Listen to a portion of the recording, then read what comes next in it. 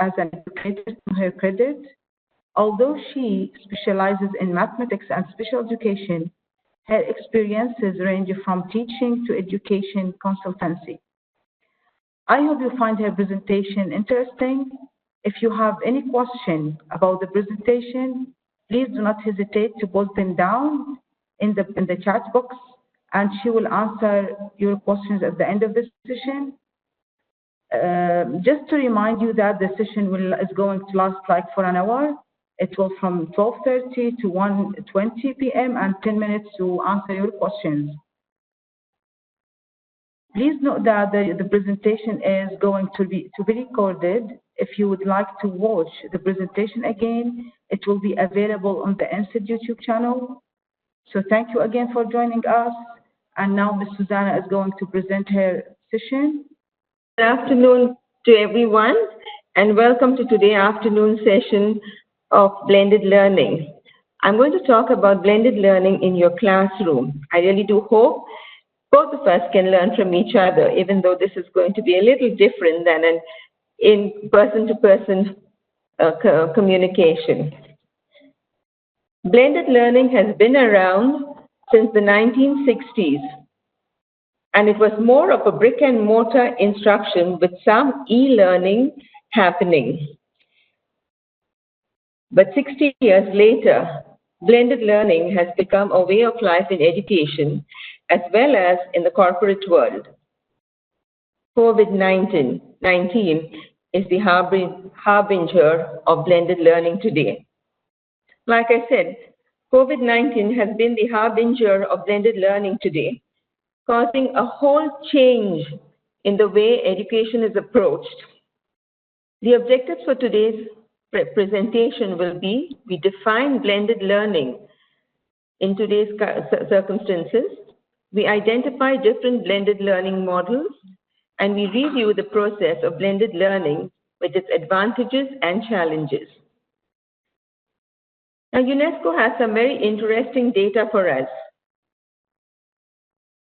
1,048,817,181 learners were affected from 132 countries with worldwide closures. Can you imagine how many students had to suddenly stop or disrupt their education? In percentage, it was almost 60% of enrolled learners worldwide who suddenly had to stop the normal learning process. UNESCO also found out that this whole process started since March 2020, and 40% of poorer countries started neglecting their at-risk learners. Something had to be done about this. So what would they do? They thought of blended learning. And like I said, it isn't a new model of learning. It's been there 60 years, but now it has changed a bit. What is the scene like in Qatar? WISE began looking at impact of COVID-19 pandemic on education system. They recently had a seminar called Education Disrupted, Education Reimagined, a virtual seminar with a focus on the impact of COVID-19 pandemic on education systems now and in the future. The virtual seminar gave educators around the world, including Qatar Foundation educators, a chance to contribute ideas on the different ways of approaching virtual learning. However, we cannot just move completely onto a virtual learning system. One cannot oversee the impact of learning on learning and learners in a brick and mortar environment. Students need to develop appropriate and much needed behaviors through social interaction, and that's why a blended learning system. Now let me share a video with you.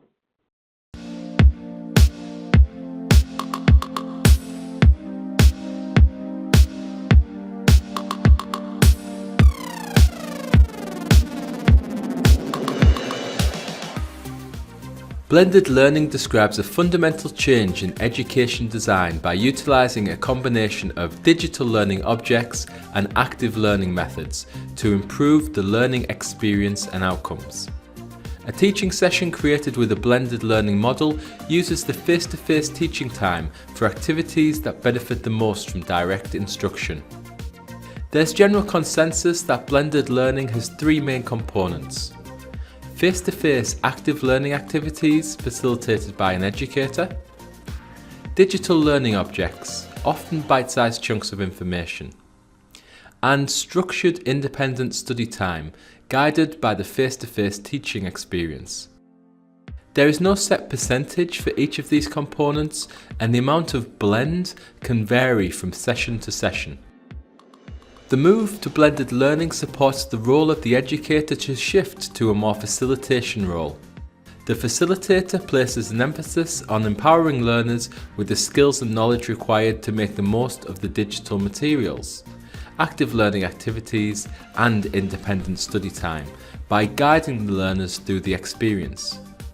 Facilitators focus on three key areas: development of digital and active learning course content, guiding the learning experience of individual learners, and customizing material wherever possible to strengthen the learning experience. And, as with all educational methods, appropriate assessment. Blended learning has already produced an offshoot called flipped learning that's quickly become an approach of its own and is covered in an additional video in the series.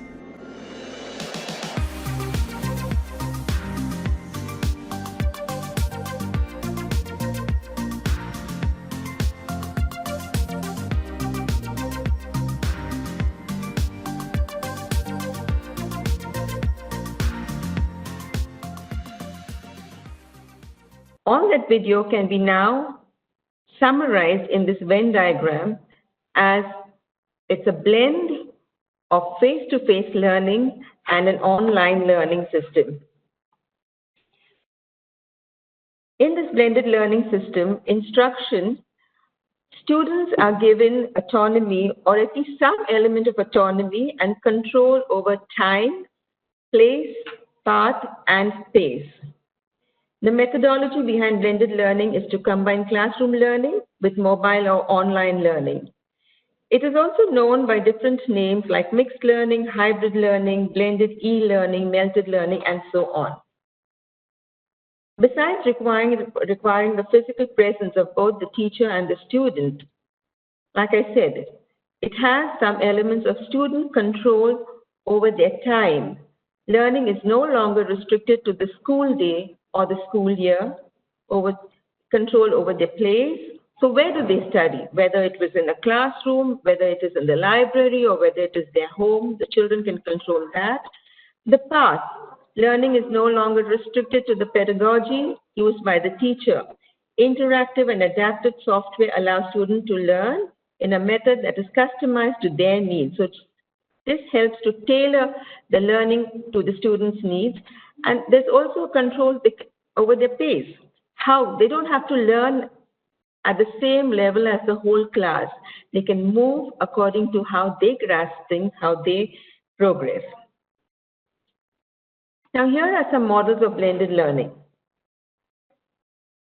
You have the rotation, the flex, the self-blend, and the enriched virtual model.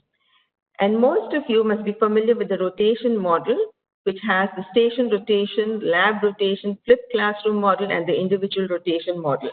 We'll go through them very quickly. The station rotation model, this happens in a classroom where you have children have computers. So a certain part of instruction happens over there. Then they move to the teacher-led instruction, and then they can move into small group learning or maybe individual learning. So in this process, the children are within a classroom. And I think most of us have been used to doing this kind of station learning, a rotation learning. So you have the teacher over here when she's giving the teacher-led instruction, and then you have the paraprofessional, or like in our schools over here, we say the teacher aide, who helps or assists and supports the children when they are online instruction or when they're working in small groups. Then, we have the lab rotation model. Here again, the children are all in one big building, where one lab is the computer lab. So part of the instruction would be in that room, and then depending on where the children are, they would move into different rooms to study the different subjects. After that, we have the flipped classroom model. Now, this model is slightly different. Within a course or even a subject, students rotate on a fixed schedule between face-to-face classroom over here with the teacher, and then this is on campus, and then they can go home and work on their computers or study on their computers. Now, the flip side of it is normally content and instruction is given to them to study at home. So the children read the material and come prepared to do things that will show what they have understood about the online instruction. So the school becomes like a place where they do their homework, and the home becomes a place where they actually are studying. So there's a lot of independent learning happening over here. So this is the flipped classroom model. Now we also have the individual rotation model, whereby the students, again, it's a building, and the children within a given course or subject, students rotate on an individually customized fixed schedule among different learning modalities, at least one of which is online learning. So most of the children would be around the middle portion, and the teacher actually prepares their schedule for them. The individual rotation model differs from other rotation models because students do not necessarily move to all the stations. Depending on how they're learning and where they are, they would either remain in the middle with computers, or if they finish, then they could move into the other sections like the seminar or direct instruction or group projects. And if the teacher feels that the student requires more than just sitting and learning on the computer, then they would move to the intervention process. So these were the 4 rotation models. Now we come to the flex model of blended learning. In this method, instruction and content are delivered primarily online, as you can see in the middle. So the teacher is here, and she acts as a facilitator and provides support to the children while they are learning online in the middle. And as they progress, they move either for intervention, or they go to a breakout room, or to a science lab, or collaborative rooms. They can either work by themselves or in pairs, or then again here, teachers support them. And still, if they finish all this, they're free to go to the social area where they might work or do something more. The teacher is available for instruction and support, including one-on-one support as needed, giving students highly flexible control over their learning. That's why it's called the flex learning. So over here, online learning is an essential component of this model. Now, what is particularly different is the online learning happens in the classroom over here. Then we come to the self-blend model. In this model, students can choose the courses they want to take and the time it takes to complete them. So this method actually helps students, mostly for the higher classes, to take on more courses like advanced placement or an additional language that supplement their current courses. And then they have an option to either be in the classroom on a face-to-face instruction, or they can work at home on their computers. And the teacher, the difference about this is the teacher acts as their online teacher as well as their school teacher. So the blend over here is same teacher, like I said, for both online and physical courses, and allows students to get help online courses as well. It is completely self-paced, so children move according to their own pace. Then, we have the enriched virtual model. This kind of model is more for distance learning when people are adult learners, when they are working and they want to progress, they take on more courses. So this is when they cannot attend a full-time classroom. This is when they take up a complete course that is online, and they will go into the school or the brick and mortar room only if they need certain clarifications or online support. So this is more for older learners. And it differs from the self-blend model because it is a whole school experience, not a course by course like the self-blend model. Now, having had an idea of the different models, okay, I'll just quickly flip back. You have the enriched virtual model, self-blend model, the flex model, and then you have the different kinds of rotation models. All right? So this is for the participants. I'm going to put up 4 or 5 scenarios now. You tell me whether it is a rotation model, and if it's a rotation model, which rotation model, which flex model, if it's a self-blend model or an enriched virtual model. I'll put up the scenarios. You can answer.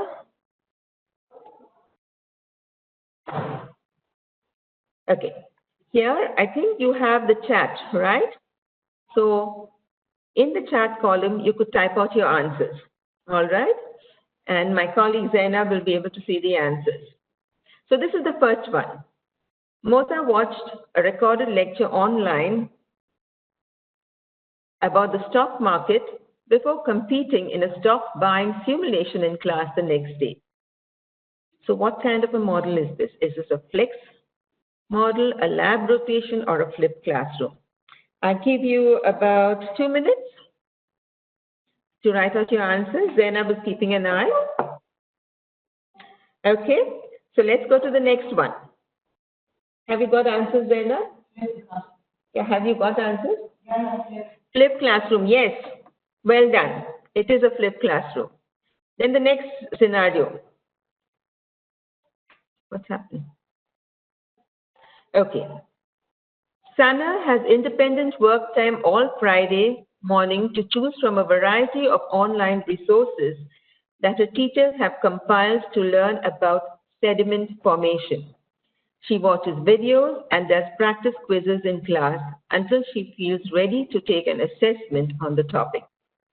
So what is it? A flex, lab rotation, or a station rotation? 2 minutes.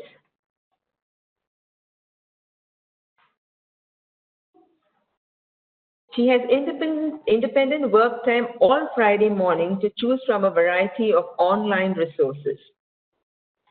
Okay, now this doesn't seem to be like in Qatar.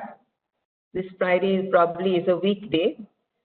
So all morning she's working on a variety of online resources that her teachers have compiled to learn about sediment formation.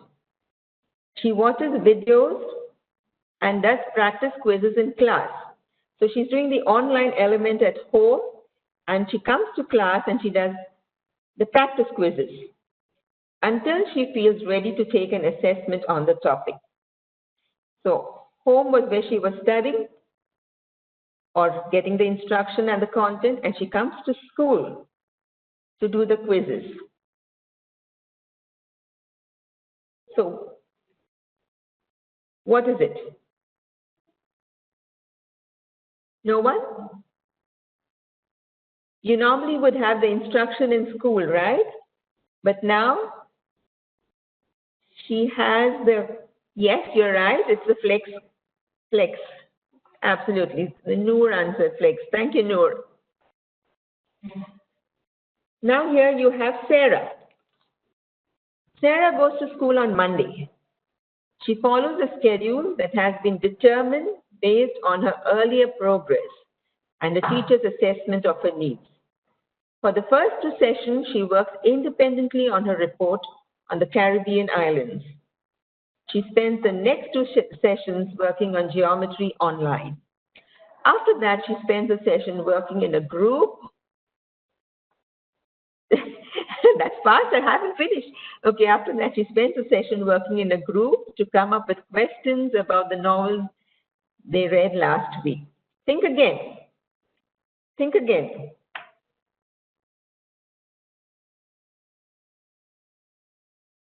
Absolutely right, Noor.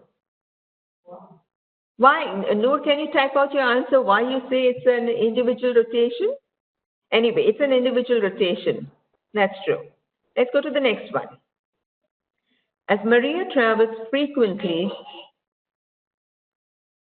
and trains long hours for gymnastics, she takes her classes mostly virtually, but she has mandatory in-person sessions on Fridays.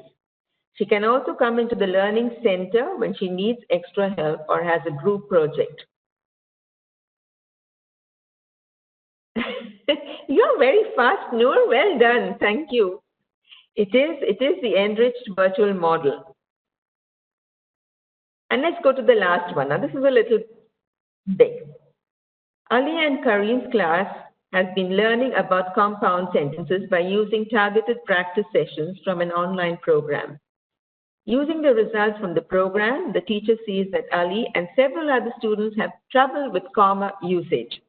So they work with the teacher in a small group while Kareem and the other students continue their online writing practice in the computer lab. After 50 minutes, Ali and his group work in the lab on their comma usage and retake their earlier practices while Kareem and his group work on an in-class writing activity. So what would this be? So they are rotating. Yeah, you're right, Ahmed. It is station, but which station? Is it the lab, individual, flipped?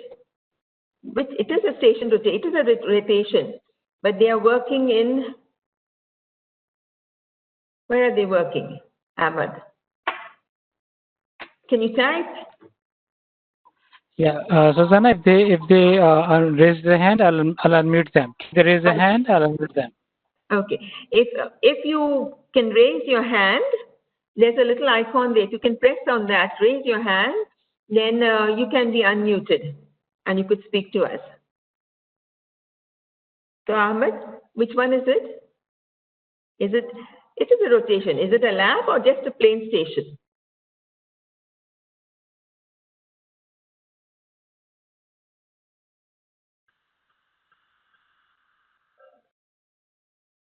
Anyone? It's a lab rotation. All right. Can you say why? Because first they were given a time to work in a group and they take support. So it's kind of different rotation they're having and different activities they're doing. True. And then they do go into a lab, right? They do go there. Thank you, Noor. Yeah, thank you very much. Okay, so these are the different kinds of blended learning models. Now, no one model can be just picked up from there and taken into your classroom. Depending on what you are teaching, depending on your content and your instruction and your children, you could have a little of this and a little of that, depending on what activity you plan to do. We'll come to that. This was just an exercise to see whether you've understood. Thank you very much. Now let's go to the best planning for blended learning. Let's see what the best practices are. Now, the first thing you would need to do is to know your learner's unique needs. Every child is different, and all children come with their own learning styles. Many of us are kinesthetic, auditory, tactile, so many different styles. Then again, in your class, you would have exceptional children, those who are gifted and those who are with disabilities. So that is what you would need to first identify. What are your learners' unique needs? No one blend will fit all. One size doesn't fit all. Again, the learner's preferences will keep changing depending on the information you're giving them or the task that they're doing. So if designed properly, blended learning is focused on giving learners more autonomy on how and when they learn rather than following a strict schedule of activities, like how we studied in school. This is what had to be done. It had to be done. Whether you could do it or no, it had to be done. But now you have to put the learner first. Then you need to think of choosing the right modality. How do you want your children to learn it? What way are you going to present the content? And once you present the content, how do you want the children to give back their understanding to you? What instrument or what tool would you use? There are so many, we'll come to that. There are so many out there. So again, you need to choose the right kind of modality for imparting your instruction and the content, as well as getting students' responses, which also acts as a formative assessment. Then, most importantly, after all this, you have to learn to separate the no content from the do content, like I said. What do they give you? You have all your content over there. You have all this information. Now you need to distinguish between what is the part that they need to know and what is the part that they need to do. Okay? So depending on that, you can choose the different modalities. So let's go to the no content. When learners need to know, here you have to share information to provide learners with an easily accessible source to quickly find the information they need. All right? Children get put off when they are not able to access the material easily. You know, they're not patient like us. For me, this is a whole new learning curve. And I had to redo it and do it again. And we persevere. But sometimes children will not want to do it. So whatever you present to them has to be easily accessible to them. And they should understand how to use the information and when to use the information. So a good way to do this is through scenarios. You know, giving them scenarios and worksheets with scenarios, whereby they are able to read and relate. So, some of the ways that you can present your information is through the intranet, through the images, web images, again over here, web pages, audio, video, or SharePoint, and through printable documents or online documents. So these are the different modalities that you can use to share your content or the instruction to your students. All right? Now, once you share the information and the content and you tell them how to go about it and all that, now the learners need to know how to do it. So, sorry. So one of the ways, this is a picture that I got. It's not very clear, but let me go through it. How can children go? The activities that they can do. Here, on the top, they could reflect individually. You know, they could write a paper on reflection, self-evaluation, or sometimes when they are together at the same place, like over here, a wiki, a gallery. Sorry. My bottle is there. Sorry. A visual collage or a collaborative meeting. Similarly, a podcast voice or a collaborative project when they are working together at the same time. When they're not working. I'm sorry. When they're not working together at the same time. Asynchronous methods.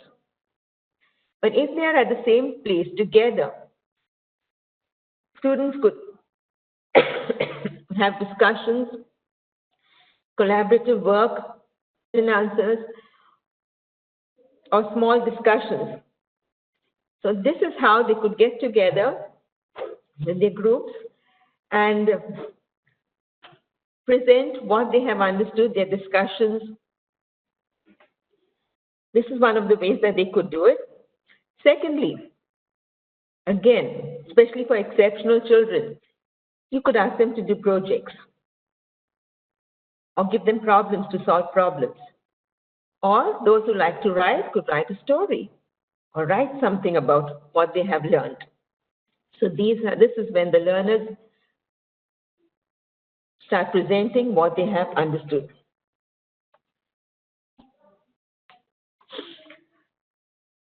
Again, as a teacher, as a facilitator, it's a good idea to give them the options and let the students decide. Of course, when they cannot decide, as an instructor, as a facilitator, it would be your duty to guide them knowing what their strengths are. But the autonomy should be on the children. Now, these are the different tools or platforms that we could use to present. Like you are already familiar with Zoom or this WebEx or webinar, all these, the Moodle and all that. Moodles are good for answering or sending in their tests and all. And then there are so many other on the net. There are plenty. But whatever platform you decide, it should be compatible with your learning management system in your institution. So choose one of a platform that is easy for the children to navigate. Also, a platform that will help not only the children, even a teacher, would be something where you have easy rostering or grouping features. At the same time, something where it would be possible for the children, for the teachers to start grading them and reporting on how they're progressing. So something, a perfect match that would align with the learning management system of the school, that platform. There are innumerable platforms. I've just listed a few.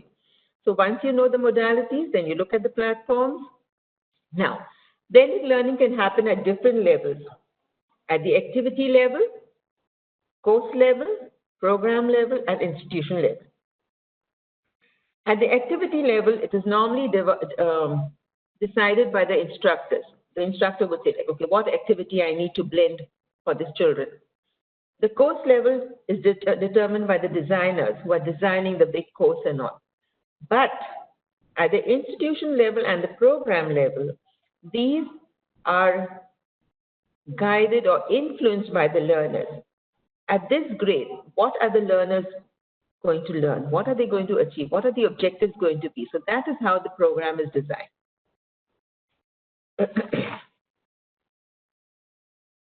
Now, I have a few simple tips over here for you on how you can start blending.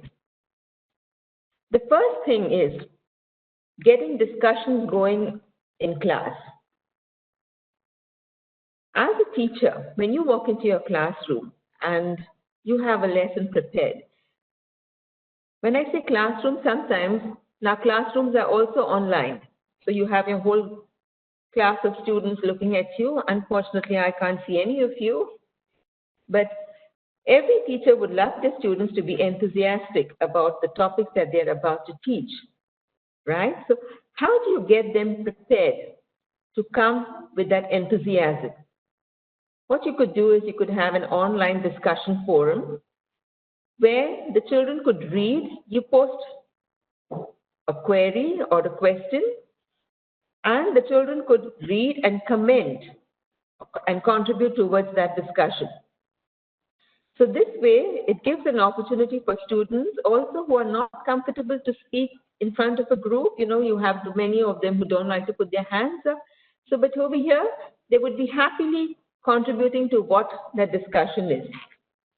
You could start by asking a question on the discussion forum, and the students can contribute their own thoughts, ideas, questions, and then sometimes even examples. Sometimes they are not able to explain, so they can explain through an example.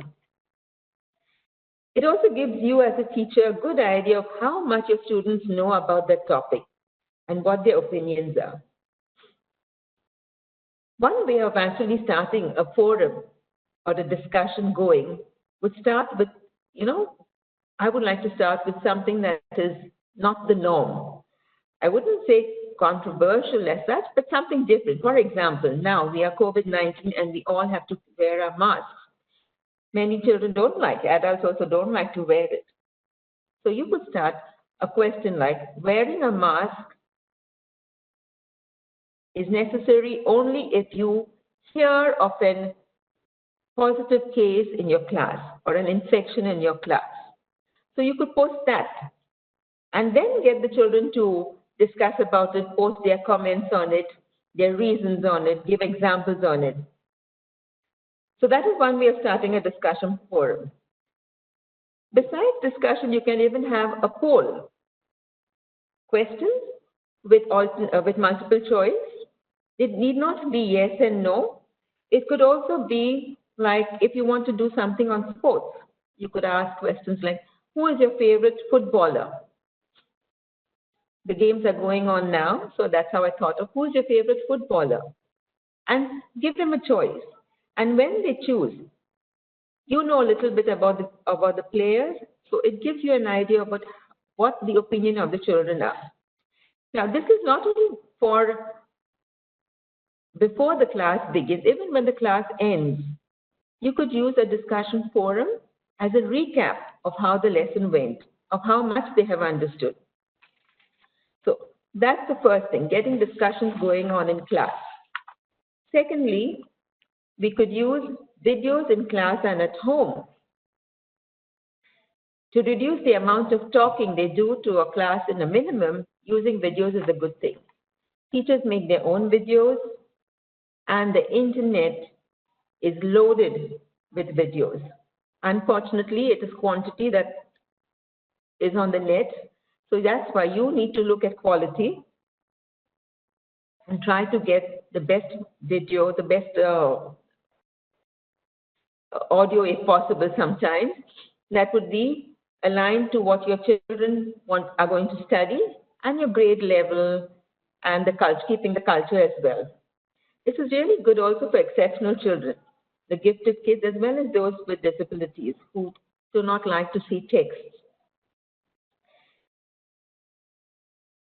Now, when you find a video, all you need to do is embed it or just copy a link and pass it on to the children, who can then, at their own pace, in the comfort of their home, get onto that video, watch it over and over again, give their opinions or ask questions about it. And sometimes you could even have questions based on the video. So it could also be like an assessment, a self-learning assessment going on. I believe there are really good videos for teachers on mathstv.com, teachertube.com, Khan Academy. That is also something that is very often used. Yeah. Then, although I say using videos, sometimes material can also be presented in a PDF or an interactive animation, which we will see later on, a website, a newspaper article, or even a paper for higher school students. So this is how you could use videos in class and at home. Then you can use webcams for revision.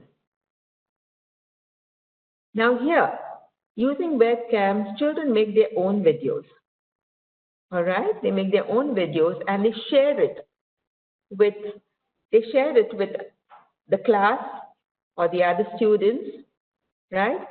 And as these videos are being shared on the given topic of material, the more they are watching it, the more they're talking about it, the more they are understanding, and it is sinking into their minds, into their heads. All right, so this is how they could revise using webcams. Now, the students also know that videos would be watched by their friends and by the teachers, so they would take extra care to see that they do it really well. You know, not just do a slapdash job and give it in. When I say videos, it would be nice to group students together so that it becomes easier for them to prepare something together. You know, even though we are now sitting at home, sometimes we are going to schools, but even through the net, they can share their ideas and prepare videos. Once again, if children feel that they cannot prepare or make a video, they could write a story, a song, some presentations, photos, put pictures together to tell a story. So there's a lot that children can do even using webcams for revision. Then we have the social media in a safe environment. No matter where our children are learning, we always want them to be safe. Now that they are separated, they can't go to the park together, they don't mix so often, they keep in touch on Facebook, Twitter, and YouTube. And these are fantastic sites, fantastic social media handles for them to even share their learning. As a teacher, you could create a shared resource page on your school LMS system and make it accessible to all students. They could also edit it. But at the same time, you would need to tell them that as they're editing it, they do not have the right to delete any material, because some of them might just try to have a little bit of fun. So lay down the rules right in the beginning. Like you could give them information, like you could ask them to write something about if they're studying about glaciers. So let them do some reading or net search on glaciers and put up as much information as they can on the social media sets, on this different Facebook or Twitter or YouTube.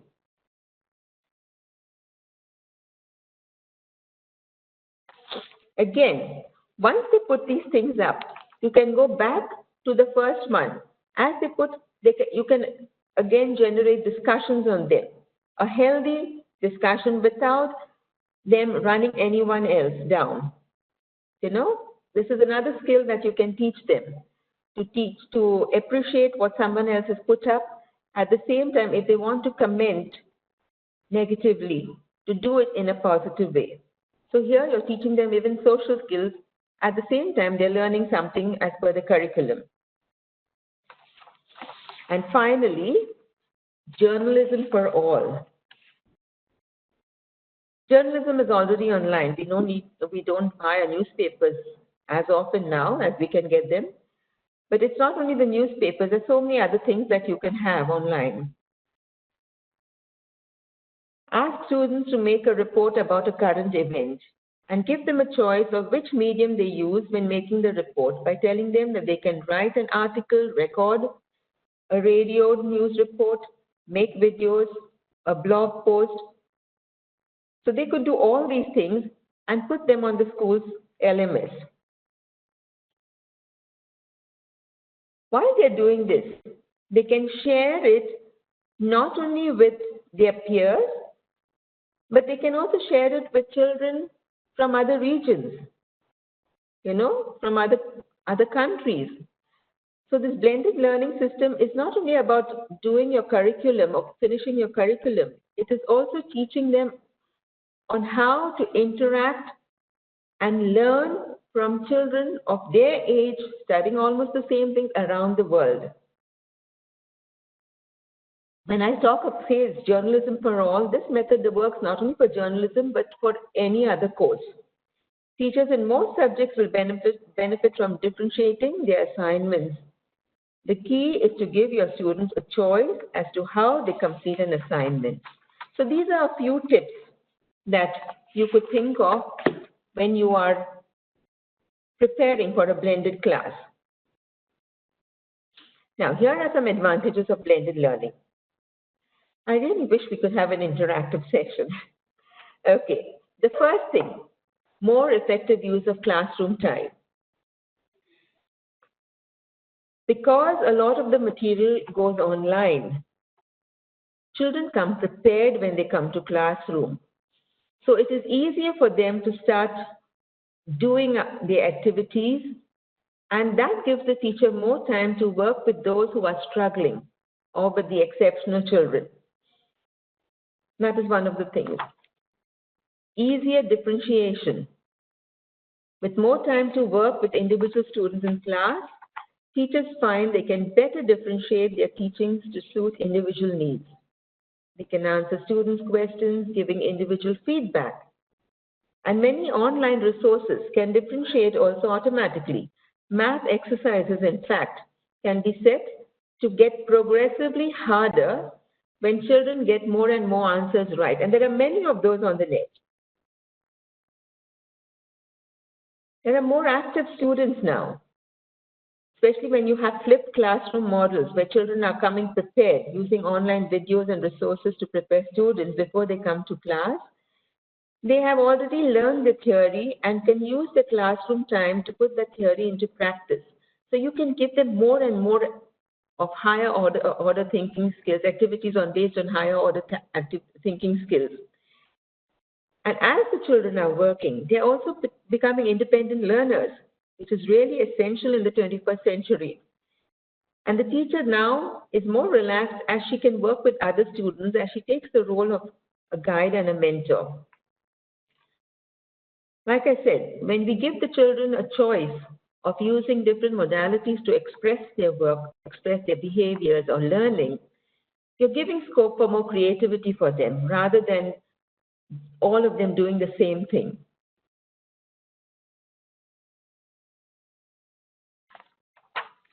Students are, like we said before, they are better prepared.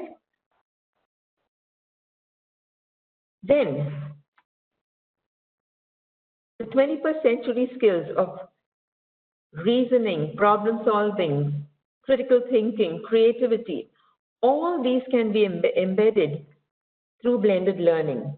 They are so very important as children grow up and prepare to meet the challenges of higher education and then later on the working world. So inculcating these 21st century skills through blended learning right from the beginning is really a great boon to our children. For teachers, less paperwork, teaching resources in one place.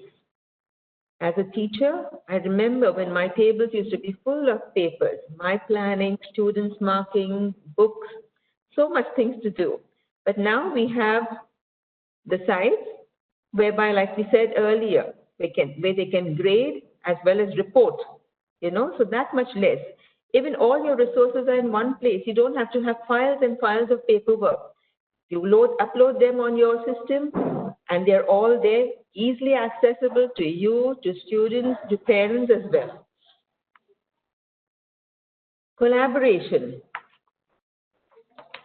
This is wonderful for teachers, whereby they can collaborate with not only their peers, but also with teachers around the world, like we said earlier.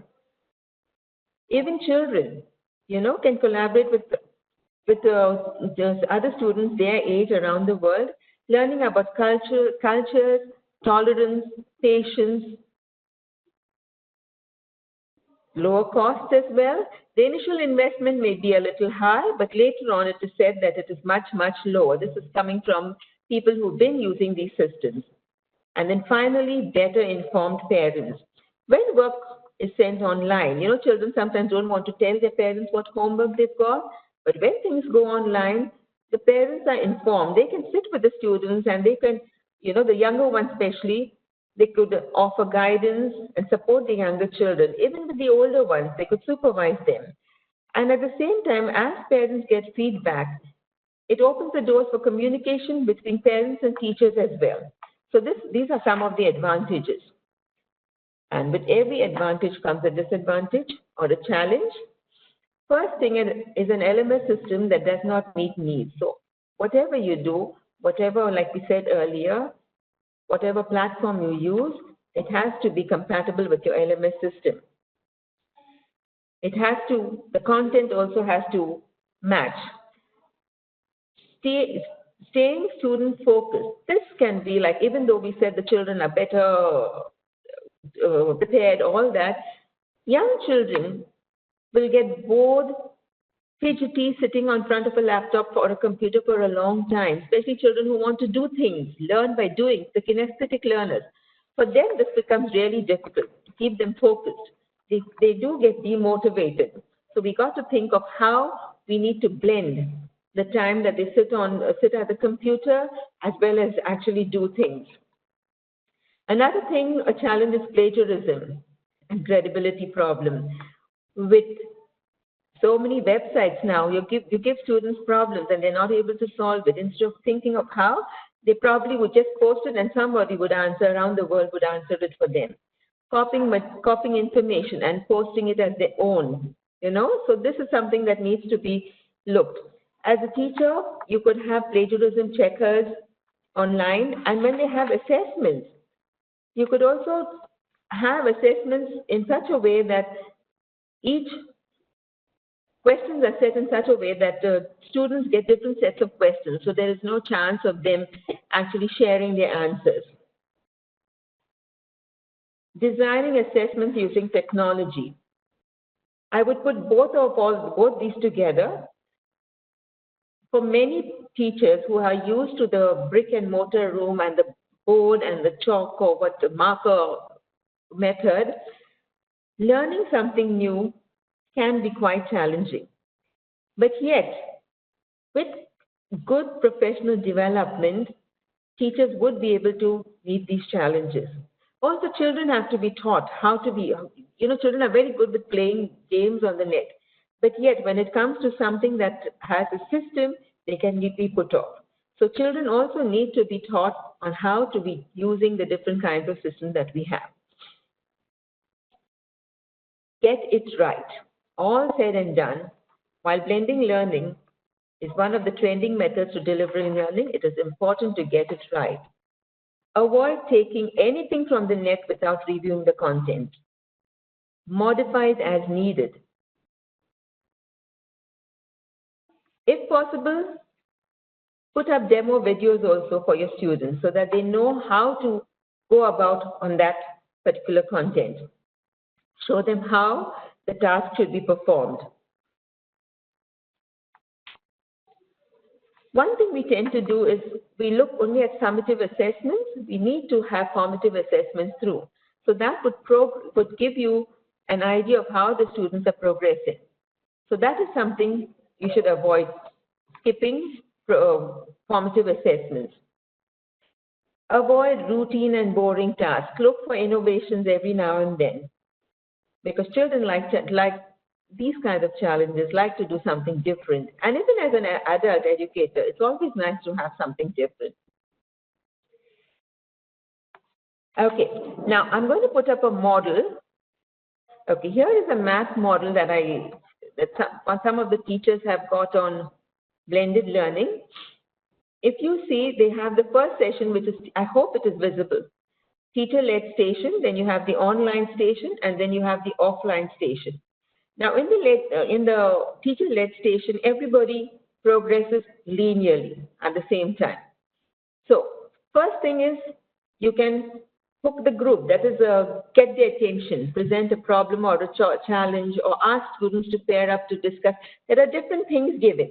So, for hook, once you get the children's attention, you want to move them online. So, what do? You go to get students, you use Desmos. This is for higher students. They are graphic calculators, preparing graphs and all that. So the students go to the next level of challenges where they can graph parabolas. This is for high school, of course. Or they could play games using real world scenarios. So online things, but everything that falls back or is connected with the what is taught in the first session. And after they finish with the online, they go to offline again, where this is Yummy Math that allows students to create and interpret mathematical models from real data. So here again, you're giving scope for their creativity. Or you can go to the next session. I do, we do, you do. So the teacher does first, then we do it together, and then you allow them to do together. Once you have those things, online, they can go to Khan Academy. This is not you have to do it this way, but this is how an example is given. And then finally, they go to Illustrative Mathematics, whereby they practice the different standards with math puzzles and all. And similarly, right at the bottom, you have homework check, reviews, and all. Where you provide a model, an exemplar, or an answer key. You give students time to check, correct. And then you could go to adaptive software. Now, adaptive software is similar to assistive software. It's more for children with difficulties. So they use those to practice homework and all. And then UCube is a platform for teachers and parents to find information on how to approach math from a very different angle. So this is the plan of one of grade 7, I think it was 7 or 8, of a blended learning math class. This is something also that I found, whereby you can teach your children how to write a story, with pictures. It is not only for the little ones, the younger primary learners, it could also be for EFL and ESL learners. So what you do is you build a picture story and you click and drag the pictures. Let me get it up for you. This is from the web. There's something really nice. Here you have a scene, scenario, and then you have all different pictures with names on it. So, I'll make it bigger. So children could move the pictures, as and how they want. And then, after they move the pictures, there's a map there. They move the pictures, and then over here, they could write their stories. Why can't I? Here in the white box, they could write their stories, So, every child, even though the same picture is given to the children, every child would have a different story. The vocabulary is already there. Girl, boy, mat, float, ball is already there. But they could name the characters over here. And they could write their story over here. So even though 3-4 of them are doing the same scenario, the stories would be different. Very often we see what happens in the schools. The teacher discusses a scenario and she puts up keywords and a few sentences, and you find more than half the class writing the same story. The same story, the names, the characters also are the same. So giving them things like this would definitely encourage them to think differently, even though the scenarios. So here's another one with a barbecue. So there again, they could move the things around and write another story. This was a paid website. It wasn't much, of course, but you can create your own as well. So this is one of the things that I really thought was very good for blended learning. So you send the picture home, they create their story, write it, then when they come to class, they share it, then you could evaluate, assess the story, and then move them to another one. All right, let me go back. Okay, so that was this. So this was the website of that story. Now I want to leave you with another video that really would help little children. All right, I showed you now what a high school math or middle school math blended classroom plan would look like. I showed you how you could use stories, writing of stories for little children. And you can hear me? And now I want to show you a video which is where the school is using augmented learning to teach their children alphabets and letters. And you can see how the class comes alive. Let me share that with you.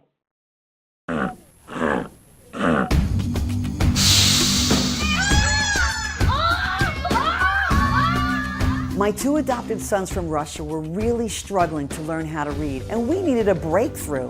So when I saw augmented reality, I knew that was it. That's a technology we need to create Letters Alive, an engaging, mind-boggling new way to learn.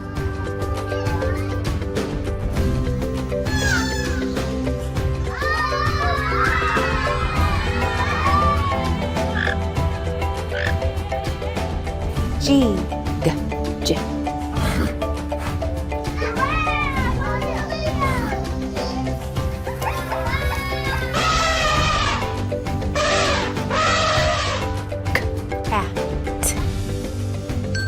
Cat.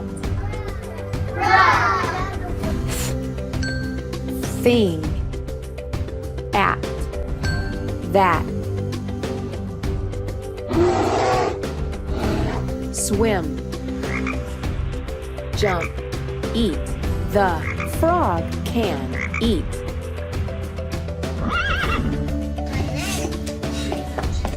Fly.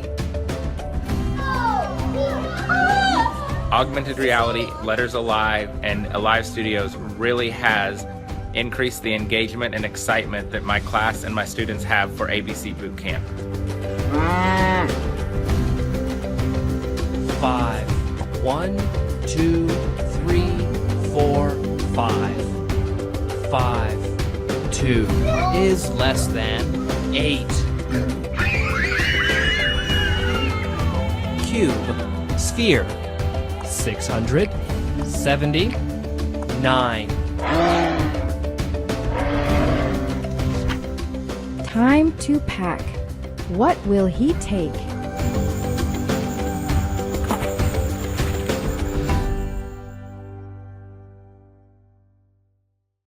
So, wouldn't that have been a lovely way to learn if we were all taught that way as children? Anyway, so that was another way of adopting augmented learning in a blended learning classroom. So finally, as I end, I'd like to say, we are now talking about a new paradigm for both teachers and students. It's a big, big shift, no longer defined by the four walls. Most importantly, a school's use of web technologies must transform learning. Like I said, COVID-19 has been a harbinger, a game changer of the way we learn, of the way we teach our children.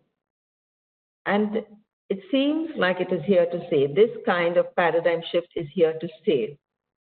So let us make the most, or rather, let us take the positive side of COVID-19 and make learning for our children engaging, fun, and lifelong. Thank you. If you have any questions, we'll take questions now.